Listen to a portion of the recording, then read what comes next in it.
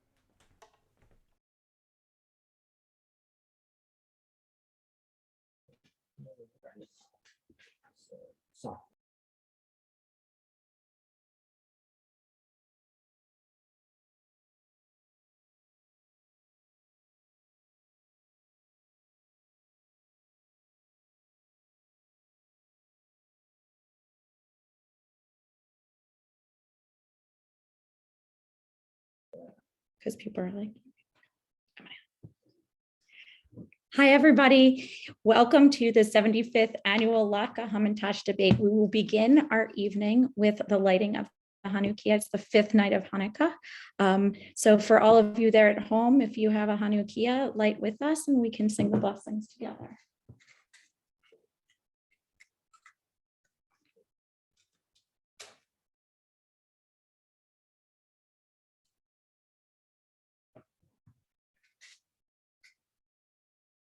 Baruch atah Adonai Eloheinu melech haolam asher kitshanu b'mitzvotav v'tzivanu lehadlik ner shel Hanukkah. Baruch atah Adonai Eloheinu melech haolam she'asa nisim lavotenu bayamim hahem bazman hazeh. Thank you to Ben Gerhardt for launching our debate with some beautiful music tonight. And I will begin this evening with a core question. The debate has spanned 70 5 years, spanning 9 decades? Will it be sustained long into the future?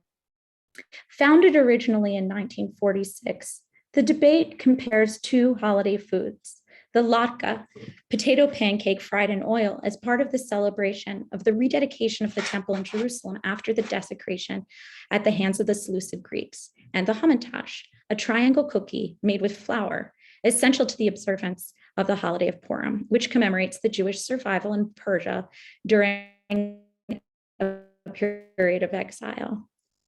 Many people summarize Jewish holidays with the following expression: they tried to kill us, we survived, let's eat. This, however, is incorrect in 2 ways. First, especially in the instance of Hanukkah and the subsequent Roman occupation and destruction of Jerusalem, they didn't totally fail at murdering thousands of us and desecrating our temple, foreshadowing 2,000 years of expulsion from our homeland. And also, the formula leads out talking. So if we add to the formula death and debate, lots of debate, it works. And yes, it always ends in eating. Speaking of the debate, back to the latke and the hamantash. These 2 rivals have been doing a push and a pull victorious back and forth over the decades. In what ways, you say? I'm glad you asked.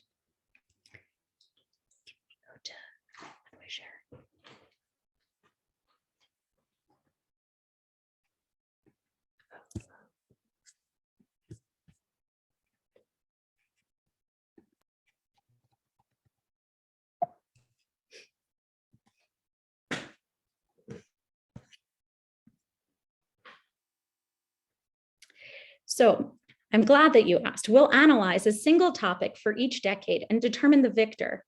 A good warm-up for our debate together. We begin with the 1940s, looking at home life, post-war domesticity. At the end of the 20s, Herbert Hoover promised a chicken in every pot. And in the 40s, those pots were moving to the suburbs and women were moving in kitchens with them. And anyone who has ever made hamantaschen, it's a fairly labor-intensive process. It requires folding each one individually with care. And the attention to appearances is really important. Unlike the latke's carefree spirit, this sounds more like the 40s to me. And suburbia, this aerial shot of the growing suburbs of Philadelphia makes it clear that hamantash takes the 1940s. We continue with the 50s, looking at entertainment. Again, the winner is obvious. Latke, clear. Ben-Hur, who is actually named Judah Ben-Hur, and he was fighting the good fight against Hellenism. Sound familiar? And just as the family used to gather around the lights of Hanukkah, the 50s family oriented themselves around a different glowing object.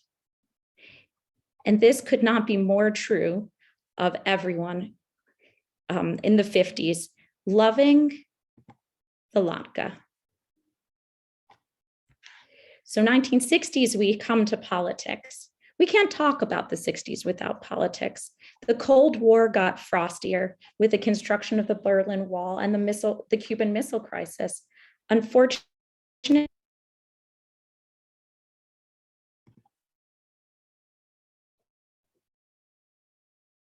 the frozen latke fell alongside of history, evidence of flower power. And flour indeed does have power in Jewish tradition. In the Jerusalem Talmud, Bava Batra 1:6, it describes that all indigent residents of the land were entitled to a distribution of wheat for Passover. And according to Thomas Piketty in Capital in the 21st Century, at the heart of every major political upheaval lies a fiscal revolution, flour power, and redistribution of the commodity of flour. Sounds like the 60s. The 60s go to hamantash. 1970s, we're going to look at fuel. Feeling energized? For the 70s, the greatest generation lost its confidence in the baby boomers, plummeting, and the oil prices rose in response to unrest in the Middle East. We'll just leave it at that. The miracle of Hanukkah, as it's taught, is as follows. When the Maccabees sought To rededicate the temple, only one cruse of pure oil remained, and the oil that was left was set to last for only one night. By divine power, it lasted 8. Likewise, in the 70s, as oil prices rose and rose, the country started looking for alternative fuels. But somehow, by miracle, maybe by the strength of the fossil fuel lobby, the oil was enough to get us through to the 8th decade. We ended with enough oil, and the 70s go to the latke. The 80s, let's talk fashion. With all the mixing and matching, we thought maybe the two could call it a truce. But no, the shape of the 80s with the wide shoulders and narrow waists clearly goes to the Hamantash. Isaiah prophesies these big puffy epaulets in 10:27, as it states, "In that day, their burden will be lifted from your shoulders." What else could that padding be for than lifting burden? Hanukkah imposes a burden of 8 days of observance, and the tradition of Purim includes getting drunk. So the 1980s clearly go to Hamantash. For the 90s, we'll look at technology, because if you were above 12 in the 90s, you started the decade with an Apple IIe and you finished with a phone just like this. In Israel, the cell phone is named with a clever wordplay, pelephone, translated meaning wonder phone. Pele is a wonder or a miracle. At the splitting of the Red Sea, God is praised as awesome in splendor, working wonders, Pele. While the prayers surrounding Hanukkah and Purim link the two with references to miracles, the telling of Purim's story mentions neither God nor wonders. So therefore, the 90s go to the latke. For 2000s, we'll look at transportation. Y2K left us exactly as we were, but with the proliferation of hope around shifts in transportation. At the International Conference on High Occupancy Vehicle Systems, hosted by the US Department of Transportation Federal Highway Administration, HOV lanes as a shift in transportation was evaluated as somewhat successful. But did the hybrid really change us? Could we really use both oil and electric? Rabbi Ovadia Yosef was born in September 23rd, 1920 in Baghdad, and he became a fiery figure in Israeli politics. He says that one does not fulfill the mitzvah of lighting Hanukkah candles with an electric menorah, but agrees that if a person has no other menorah, he should light it without a blessing. But others disagree. According to some, but not the majority, a Hanukkah can run on gas or electric. And so therefore, the 90s are not characterized by the latke, rather the Hamantash. For the 2010s, we'll look at the medical advances that came our way from 3D printing prostheses. The aught tens allowed us to make unbelievable strides. Here at UChicago, there was work done around improving the microbiome, helping people digest some foods that are pretty hard to get down. But really, as the final months of 2010s were closing, it was really the latke that changed our lives for a very long time. Speaking of a very long time, I'm almost done here, but not before we do a little math. So none of this history has answered our core question. Will the debate at the University of Chicago last another 75 years? So to this, we turn to Gematria. Gematria is a Jewish form of numerology in which the letters of the Hebrew alphabet are substituted with corresponding numbers. The term itself has Greek origins, so Hellenism again. To answer this question of whether the University of Chicago's Latke-Hamantash debate will continue for another 75 years, we turn to Gematria. Here's an example. Latke equals 210, Hamantash 455.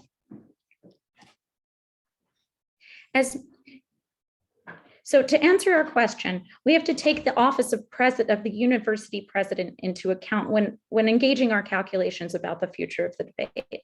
As many of you know, a new president stepped into office this year. And while his inauguration was grand, I wanted to offer him a word of welcome back on behalf of the Latke-Hamantash Debate community. And so to understand what President Alivisatos has to do with the future of the debate, we add up numerological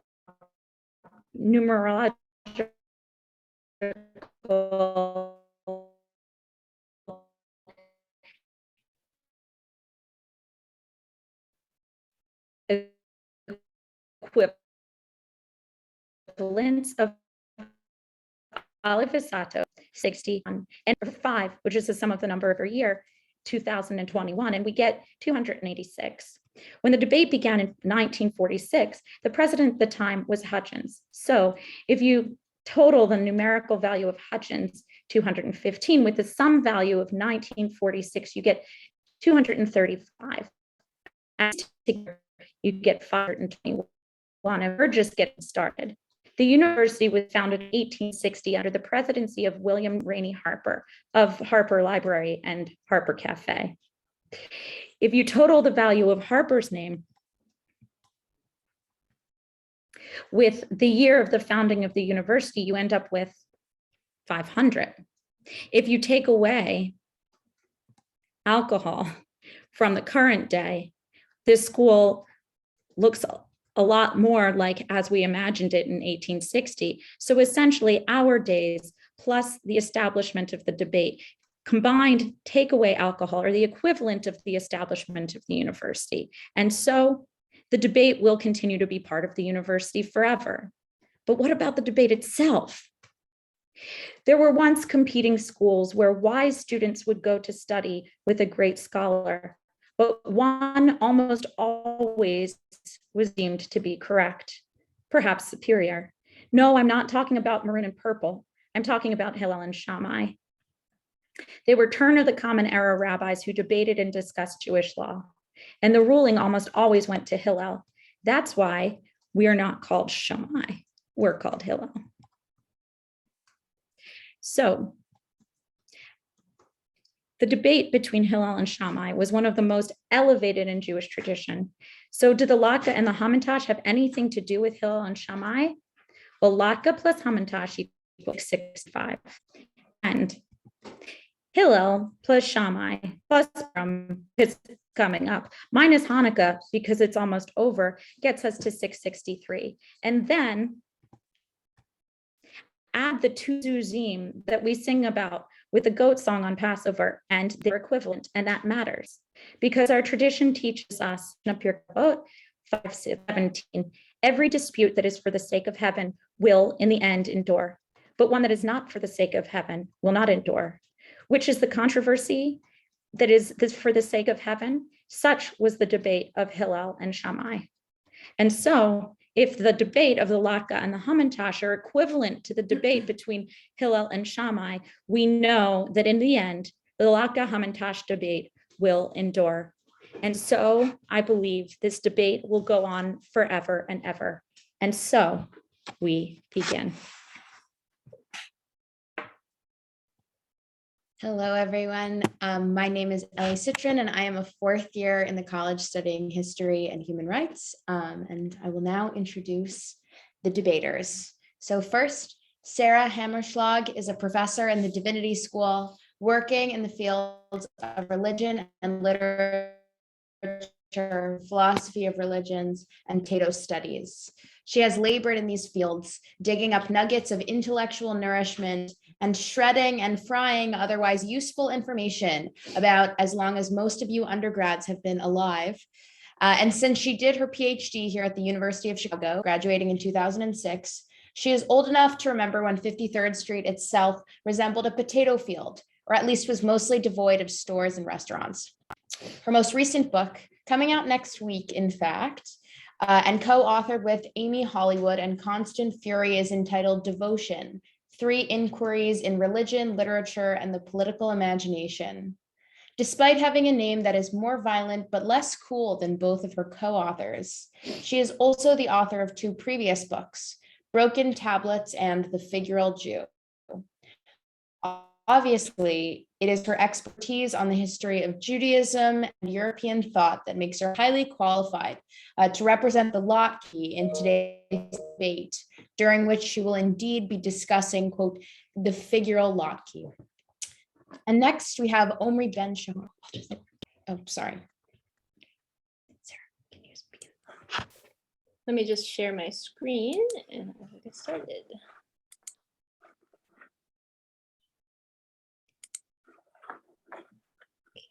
How do we get Sarah to begin?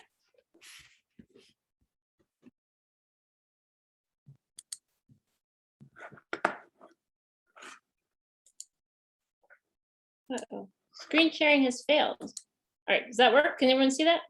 Okay. Good evening, everyone. Thanks to Rabbi Anna Levin for this invitation. Wonderful to see you, even over Zoom, or rather wonderful to see you because over Zoom. I don't know how many of you are experiencing this right now, but I literally feel like I've lost whatever social intelligence I had now that I wear masks all the time. I mean, is this Latke happy or sad? I just can't tell. Don't you love my artwork? As my bio indicates, I am in the great tradition of humanities scholars who do not leave Hyde Park enough, a total Luddite. Just before the pandemic, I literally defaced the screen because I reached for a dry erase marker. Sarah, we cannot see your slides. Oh, you can't? Oh, thanks for telling me. Huh? It said screen sharing failed, but then it didn't tell me why. All right, hang on. Let's see. Let me try again. Share. Yes. Okay, now you can see. Yes. You can see. Okay, now I will. Good. Okay. Thank you. Let me start over. Okay. Okay. Good. Okay. I go back to. I just need to show you my Latke. So here's my Latke. I mean, is this Latke happy or sad? I just can't tell. And don't you love my artwork? As my bio indicates, I am in the great tradition of humanities scholars who do not leave Hyde Park enough, a total Luddite. Just before the pandemic, I literally defaced the screen because I reached for a dry erase marker, already new technology on in my book, and didn't realize there was a screen literally between me and the whiteboard. That's supposed to be me, by the way. That's all to say, please bear with me, especially because this topic I've come to discuss with you tonight is in fact very, very serious. I come to discuss with you a crisis in American Judaism. In a November 2nd article, in a November 2nd article in the New York Times, the journalist Mark Tracy asked the perennial question for American Jews: will Jews intermarry out of existence? Will they stop attending synagogue, even on high holy days? Has the median American Jew, Ashkenazic, native-born, lightly religious, become a white person who knows a potato pancake is called a latke? One might think that such a quote actually impugns an event, such as this one, as a weak expression of cultural identity left over after all other forms of spiritual expression have been gutted from the tradition. But no, I think not, as a scholar of religion, but also as a textual scholar, a scholar sensitive to subtext, skilled in the art of criticism. I find, both in tonight's event and the article I just mentioned, another underlying meaning, and indeed another way forward for American Jews. Now, you see, I spent a lot of time in my classes trying to counsel my students on the art of close readings, of textual analysis. So let's begin here with a close reading exercise.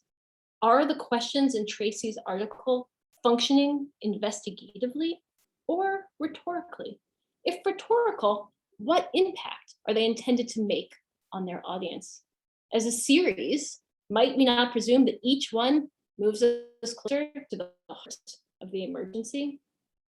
If my analysis is indeed correct, we must pause and reflect that what is at stake for American Jews, according to Tracy, is A, losing all recognizable status as a minority or ethnicity, or B, the ubiquity of the latke.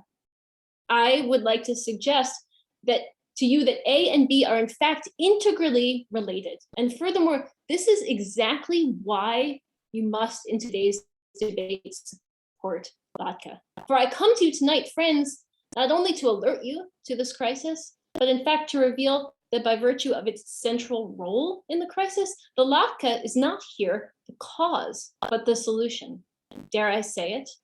The latke might in fact have a messianic role to play. To prove my intellectual legitimacy as a good Judaic studies scholar, I will now use Talmud to make my point.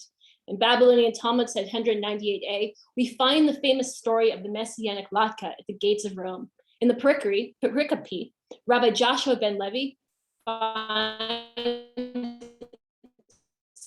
sitting at the gates, says tater tots, unrecognizable to all but the rabbi, a messianic potato pancake. He alone is attending carefully to his sizzle in order to be able to rise from his pan at a moment's notice. When will you come? Rabbi Joshua asks, and the pancake replies, today. What does this mean? Wonders Rabbi Joshua. When you have not yet come. But as the prophet Elijah glosses the story to Rabbi Joshua, latke means today, if you will only hear my voice. Is this not also the lesson of our other sacred text, the New York Times? That we must indeed recognize the power of this ubiquitous food as offering a means by which American Jews can save American Judaism. On this illustrious date, the 75th annual Latke-Hamantash Debate, mustn't we all come to recognize, like the French students of May 68 who chanted in the streets, nous sommes tous des juifs allemands, that nous sommes tous des latkes. We are all latkes. That's right. Let me be clear. The latke is a metonym. The New York Times article expresses an anxiety that Jews might lose their ethnic and religious particularity. With that anxiety comes the emphasis on marking out boundaries, on drawing borders, and equally on the flip side, the age-old fear of Jewish conspiracy. It is a truism from the history of anti-Semitism that suspicion of Jews tends to correlate with Jewish innumeracy, that is, the overestimation of the Jewish population. The fear that we are, in fact, everywhere. But as Daniel Herzel reports in a 2013 article entitled Innocuous Ignorance in Contemporary Jewry, this is a misperception. In fact, numeracy does not correlate to bigotry. It can be a positive factor in intergroup relations. So I come here to say it, and to claim it, we need to stop asking the question, what makes us unique? Is it religion, ethnicity, a shared past? For latkes are not unique. We find their likeness everywhere. Among the hash browns and the tater tots, even the French fry. It's time then not to guard against that likeness, but indeed to welcome it. It's time to say even to those products like the hush puppy, the culinary equivalent of my Goyish husband, that is, they look like potato products even when they aren't. He always gets asked to try on to fill in. It's okay. Perhaps you are not a threat, but a chance for cultural exchange, for interculinary dialogue, even for the chance to make maybe little new half-latkes, especially if you're willing to come to a few high holiday services. Thus, I urge you tonight to support the latke, not because latkes are delicious, but because they are indeed everywhere.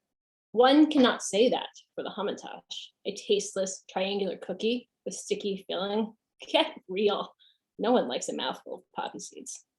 Jean-Paul Sartre famously said in his well-known work, Anti-Semite and Jew, I paraphrase, if the latke didn't exist, it would have been invented.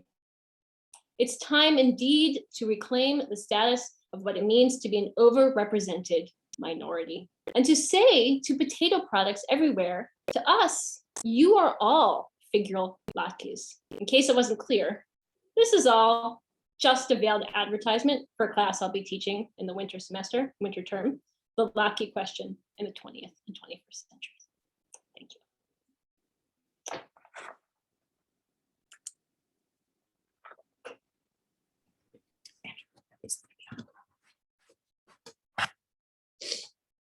If Omri Ben-Shahar's name is not already too difficult to pronounce, try his Chicago professorial title, the Leo and Eileen Herzel Professor of Law and the Kearney Director of the Coas Sandor Institute for Law and Economics. Loaded with titles, with so many legacy fragments, you might think that he is an important scholar. No, Omri doesn't really like to work. He likes to cook. So conveniently, he writes about other things that, like himself, don't work, like the numerous consumer protections, privacy laws, IRBs, and food labels. Omri likes Netflix, so he thinks that American law should be similar to a Netflix account, personalized, different rules for different people. Can you believe that he actually wrote a book about such abomination?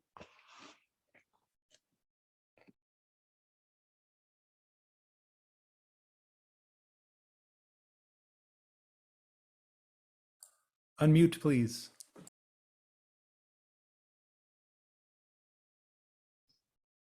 Hi, everyone. Can you see and hear? Yes. Great. Okay, so welcome. My plea for the Hamantash begins with the dystopian future and ends with a sentimental past. In the year 2050 AD, there will be 10 billion people on the planet. Congestion, pandemics, droughts, supply chain problems that will intensify, especially when subsistence goods are launched.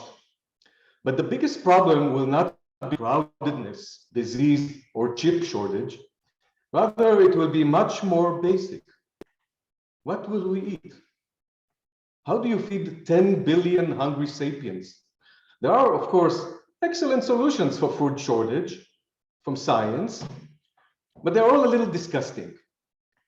GMOs, genetically modified foods, I have to admit it looks delicious to me, but 2/3 of Americans, for whatever reason, are repelled by freaking foods.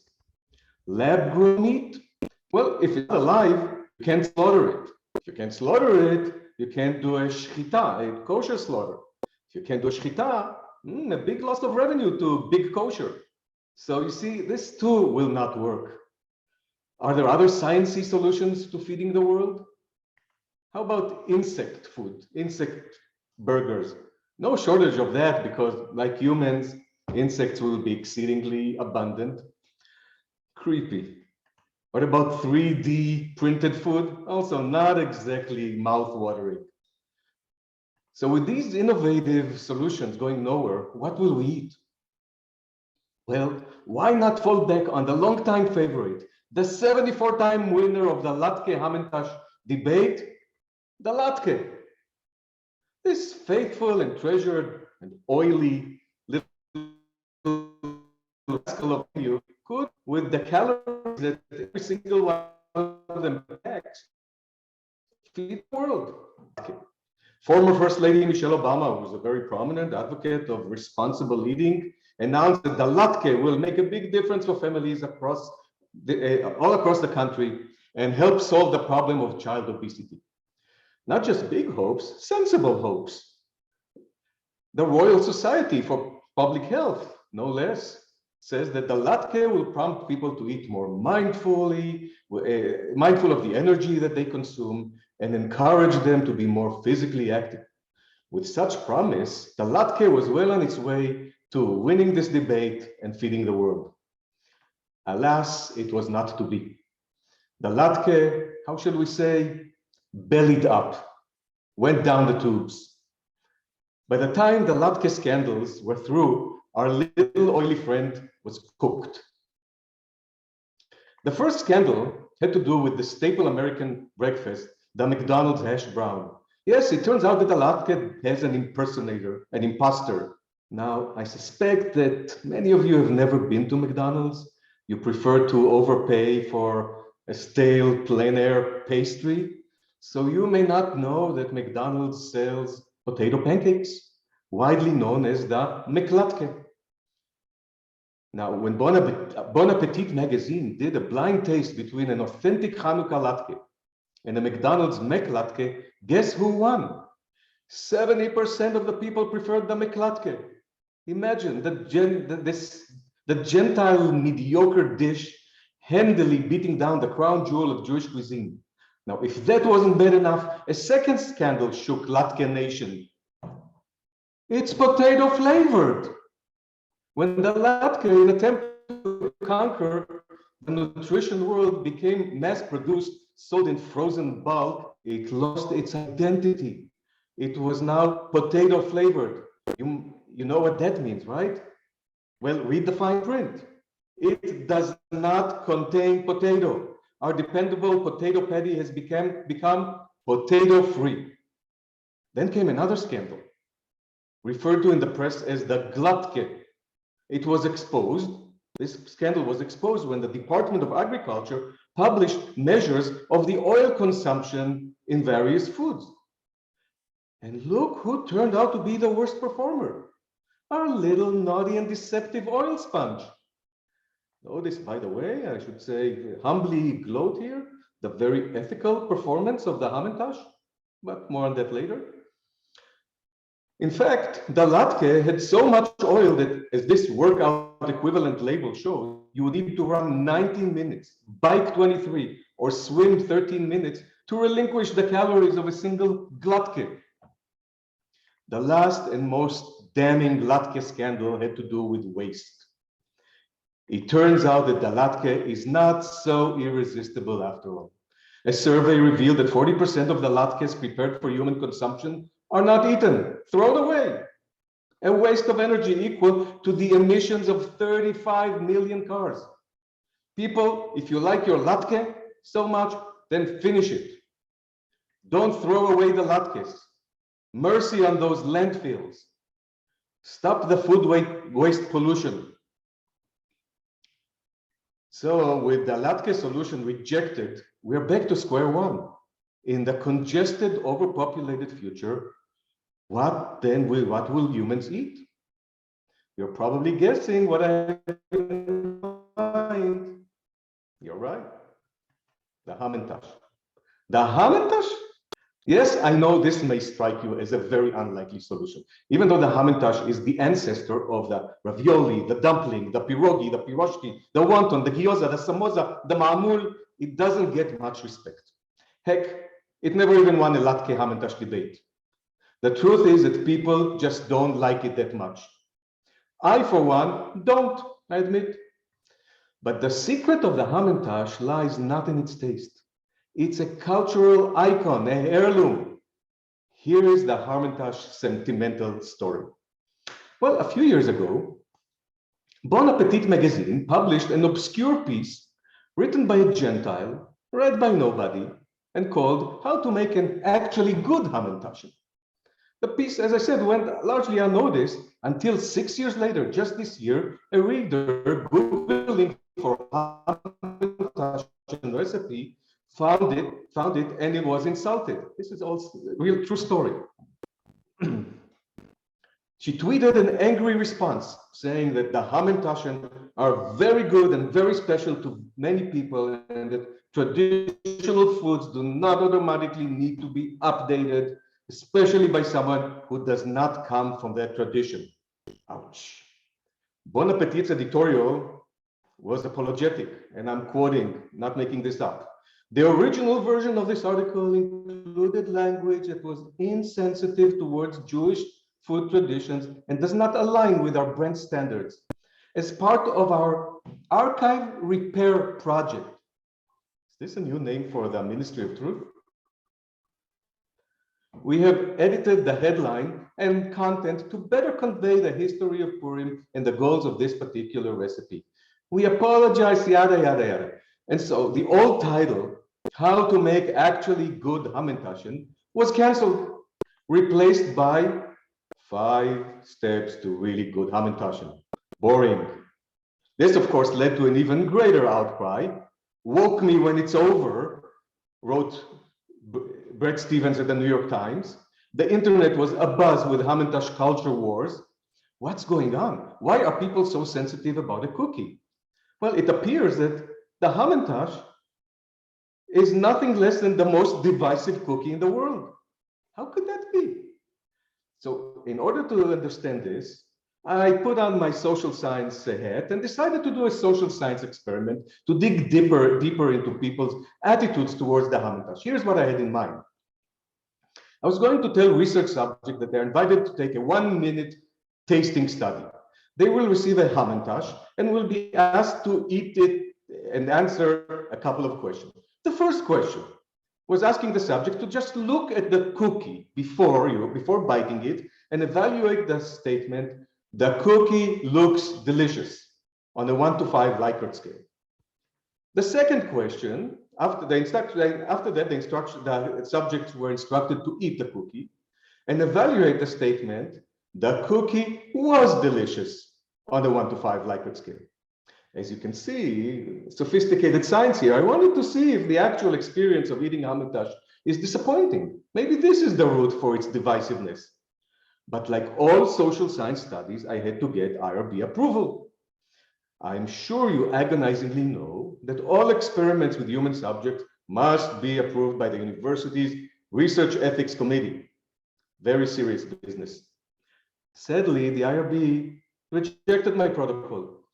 Here's what they said. It is unacceptable to tell the respondents that what they will be eating is a cookie. This is unnecessarily deceptive. I tried to explain to the IRB that it would be important not to use the explicit name Hamantash so as not to bias the respondents, but to no avail. So I removed the term cookie and used another term, edible matter, instead. I resubmitted the protocol and received another rejection. It turns out that I neglected to plan a post-experimental debriefing. I was told that participants in the Hamantash trial might leave your experiment are likely to face issues dealing with their emotions that you have not foreseen, and that I needed a debriefing protocol to prepare for the possibility that some may experience distress. So I fixed that too, still no good. And so it went, revision after revision got it rejected. The IRB, I was told that I would be violating research ethics if I did not provide an explicit statement of alternatives to participating in the study.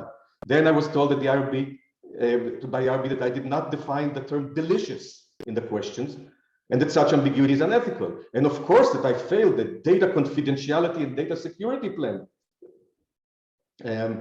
Because these are findings are very sensitive and people's privacy. When all that was fixed, the IRB reminded me that I did not submit an informed consent form for their approval, and that form must contain a warning for the subjects about all the possible risks. Well, that's going to be easy peasy, I thought. What can be so risky about a Hamantash? But boy, was I wrong. After working with the IRB staff, I finalized the consent form that looked like this. At this point, I was totally demoralized. I can't read this long scroll to the participants. All of this for one little confection? I guess I lost my appetite for the social science angle. Maybe I also realized I was barking up the wrong tree. Maybe the question I was trying to explore, which, to remind you, why was the Hamantash so divisive, was based entirely on a false premise. The Hamantash, I was suddenly thinking, is not divisive at all. In fact, nothing unites Jews more than complaining about the Hamantash. Too dry, too doughy, too sandy, not enough filling, too much jam. They fall apart in the oven, too many calories. You heard Sarah's had her own complaints. I have my own. I hate poppy seed fillings. You are not a good Jew if you do not have some complaint about the Hamantash. And so, my friends, as I'm about to reach the end of my commentary, let us rejoice in the knowledge in our dystopian future of overpopulation and food shortage. The Hamantash is our hope because it nourishes not our stomachs, but our collective identity, uniting us in our liturgy of spirited disagreement. I'm offering an appreciative nod to the Hamantash, realizing that here is an object that had been carefully designed for one purpose, yet is surprisingly suited for another. What is that other purpose? Well, a vote for the Hamantash tonight is a vote for that gritty little fragment that unites all Jews in one of the greatest Jewish traditions, kvetching about food. Thank you.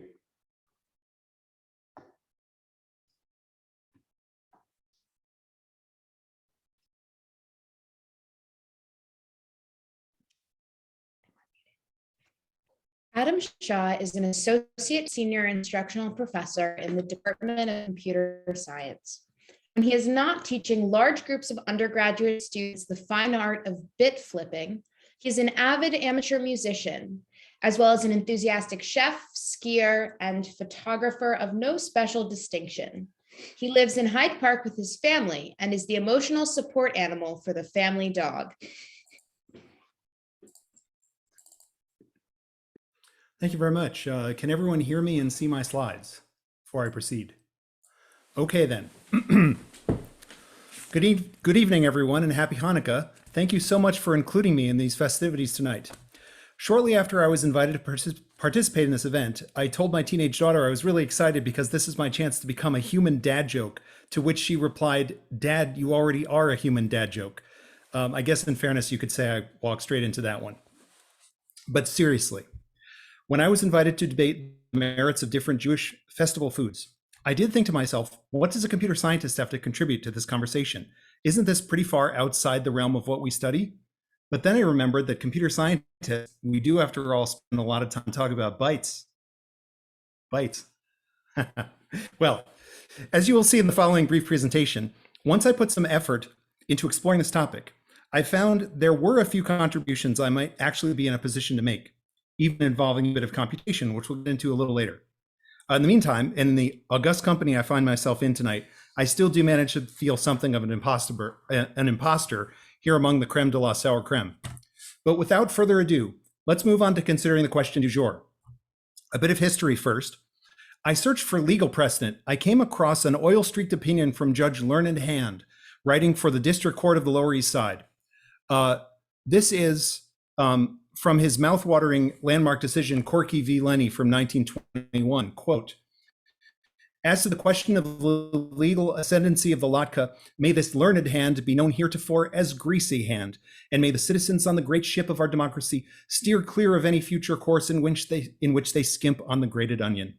The court is now adjourned so that it may lick its fingers," end quote. I happened to be at a Zoom gathering with the extended Shaw family over Thanksgiving break. I thought I would put the question to the mishpacha to see where we collectively stand.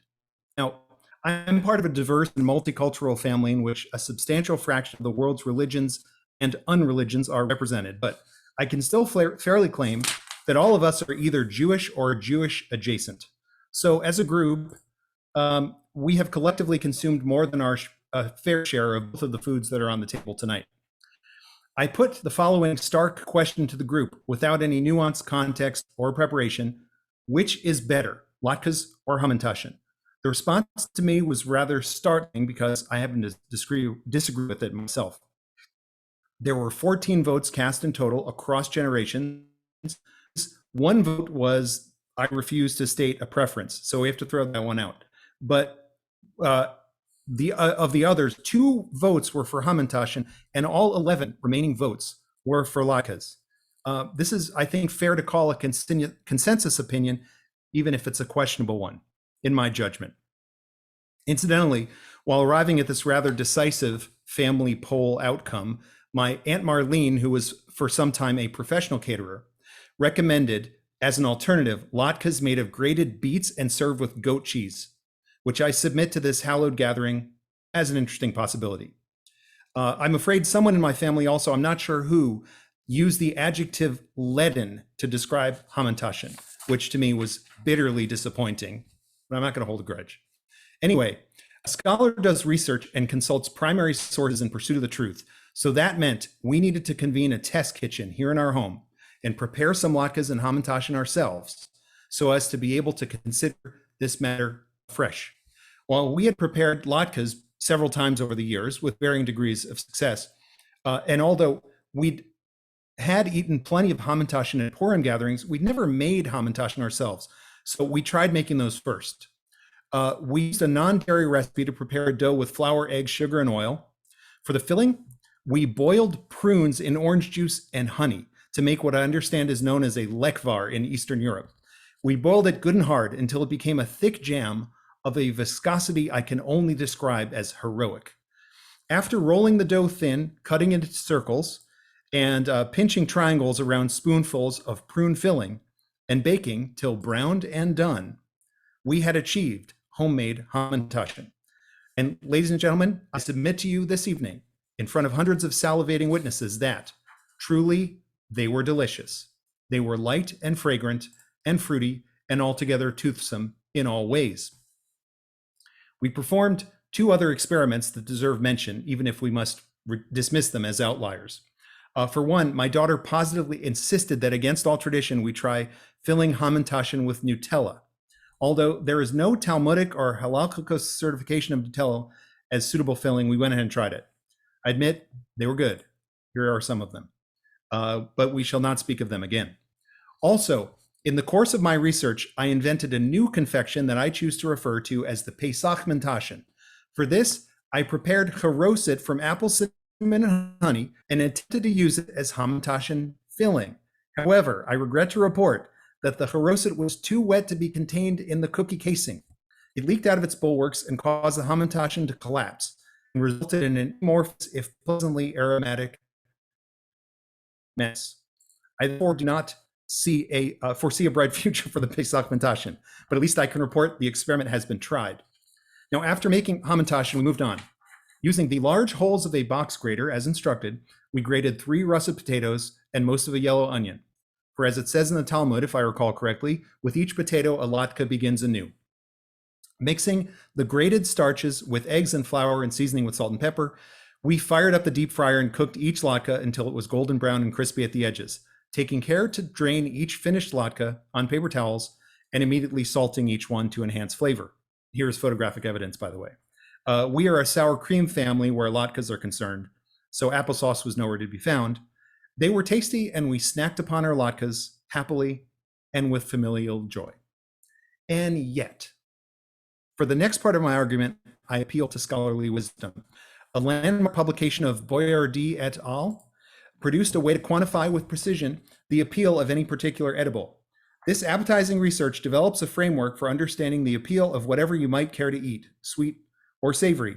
Their work is entitled Towards a Theory of Noshing, develops a method for situating different foods at points in a higher dimensional hyperplane. That is to say, the authors view each eatable, whether peanut, pistachio, or latke or hamantash, as a coordinate in what the authors call noshological hyperbase. Once a nosh has been located in this higher dimensional space, one only needs to measure the distance of this coordinate from the origin, and as long as the coordinate lies in the first hyperquadrant, which is the appetizing one, then you have a comparable scalar quantification of how good of a nosh it is. And so, hewing closely to the framework, I have an illustration of noshological hyperspace, by the way, there it is. So, hewing closely to the framework of Boyardee et al., having considered both the latke and the hamantaschen in all its noshological dimensions, which include aroma, texture, savor, succulence, mouthfeel, appearance, table, presence, and so on, and having enlisted my computing machine in the rigors of a strenuous linear time computation, the mathematical model has a clear outcome. Latke is a 24.5 and a hamantash is a 29.6. And so, with that, we may conclude at last, after 75 years of oven-baked, deep-fried, lip-smacking contention, that computational science tells us the hamantash is a superior food, or at least that it is farther away.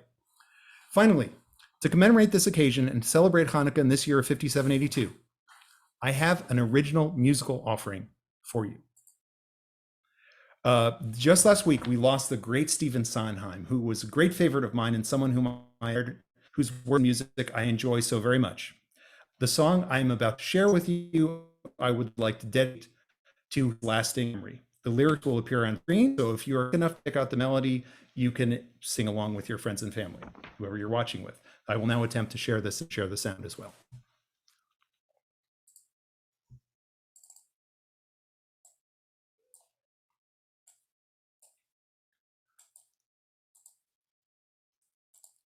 I forgot to share the sound. I knew I would do that. Just bear with me one moment.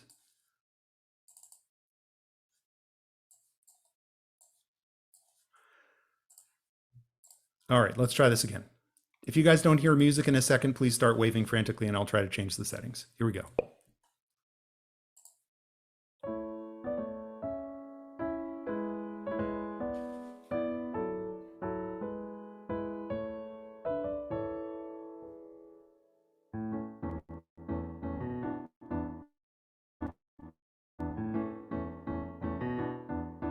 Down in the kitchen, the dishes are clattering. Scent of an onion, the oil is spattering.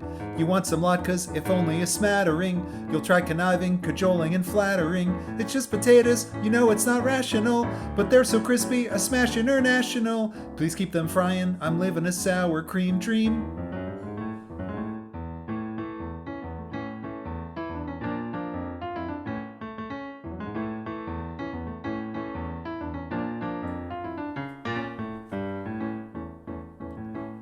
If you're ever in the mood for noshing, you could do much worse than hamantaschen. You'll find yourself in a trigonometric swoon, fueled by apricot or poppy seed or prune.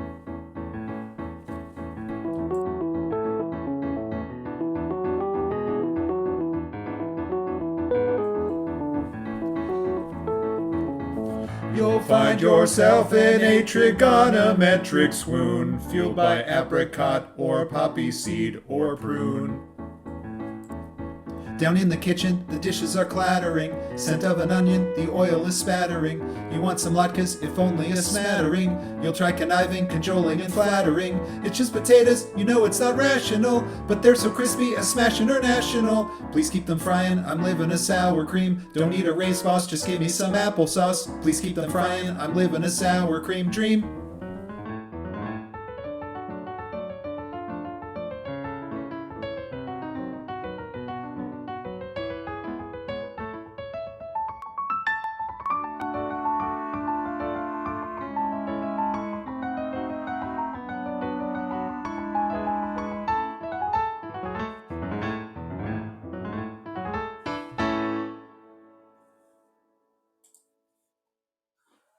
Thank you.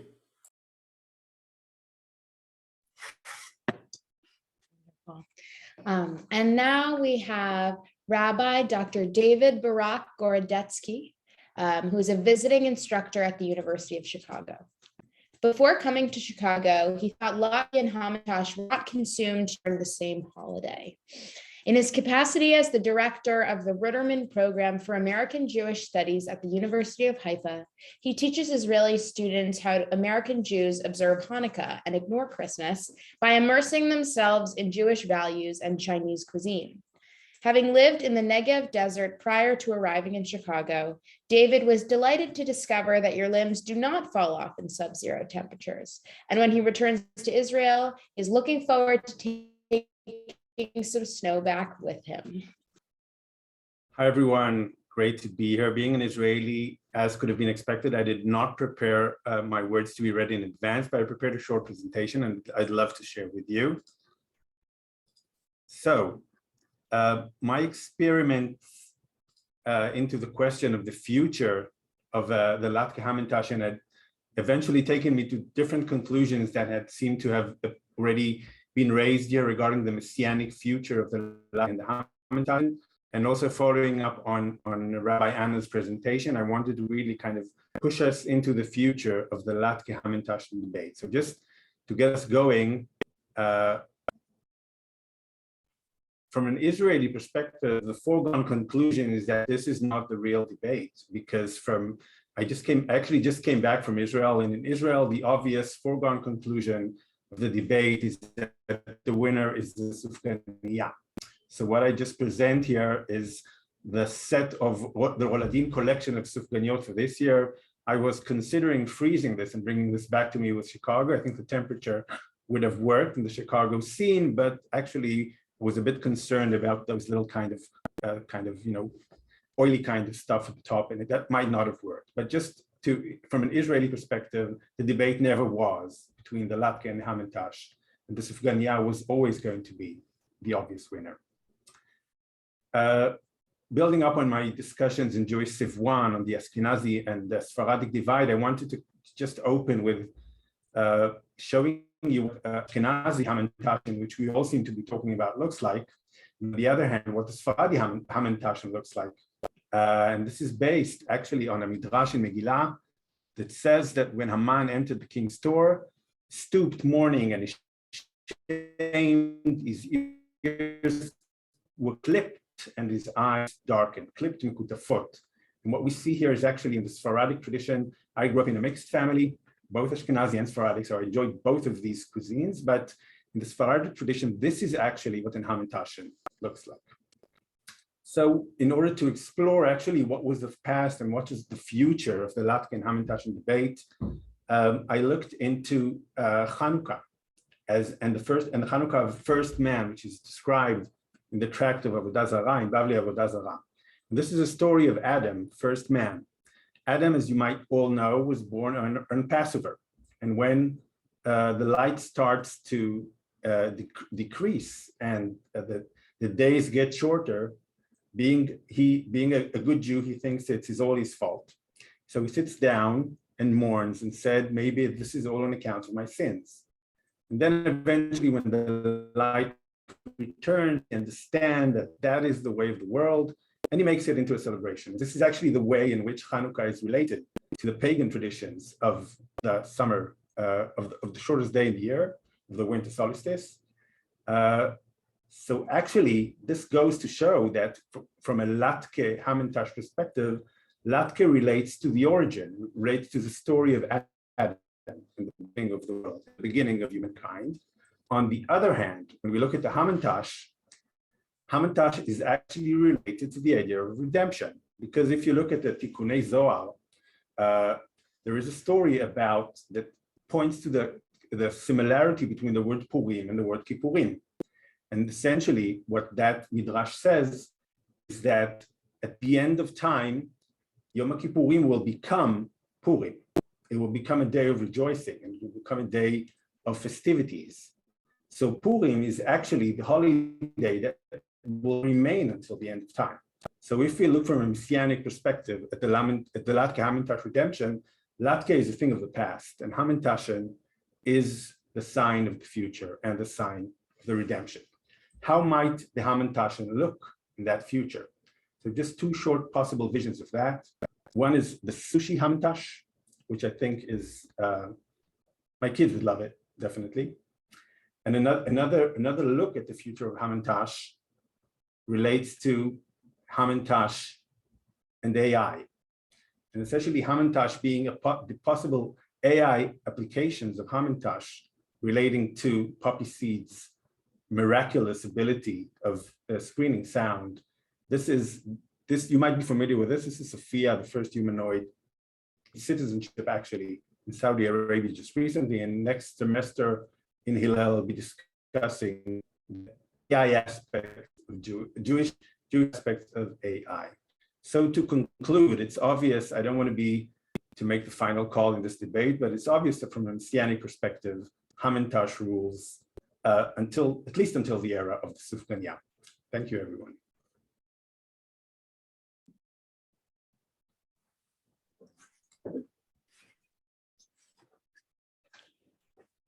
I'm so glad that you could all join us tonight. My name is Andrew, and I'm part of the UChicago Hillel Advisory Board, and I'm a third year studying environmental and urban studies and data science. That said, there are dozens of students downstairs at Hillel enjoying a watch party, in addition to watch parties across campus and across the country. I wish that we could all have been together this year, but maybe, just maybe, next year in Mandel Hall. I just wanted to take a moment to offer a virtual round of applause to all of our participants. Ben on violin, Hillel Director Rabbi Anna on the retrospective, Ellie on the introductions, and especially Sarah, Omri, Ben, and Adam, and David, who thrilled us with humor, music, and a break from finals and studying for those. Also, thank you to the Hillel interns, Lana, Emma, and Kathleen for their efforts towards the debate, as well as all the staff and students who made the event possible, and Brian from UChicago Communications. But especially, we want to thank you, the over 500 households enjoying the debate together with us tonight. It is because of you, alumni, family, and friends of Hillel, who love what we're doing, building a Jewish life on campus and supporting it with generosity. Before we say good night and happy Hanukkah, we wanted to ask you for your support. Please send us a thoughtful contribution, some Hanukkah gelt to keep the future shining. Happy Hanukkah.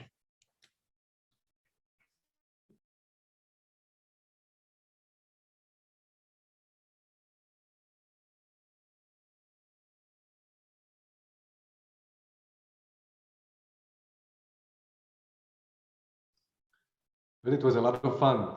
I really enjoyed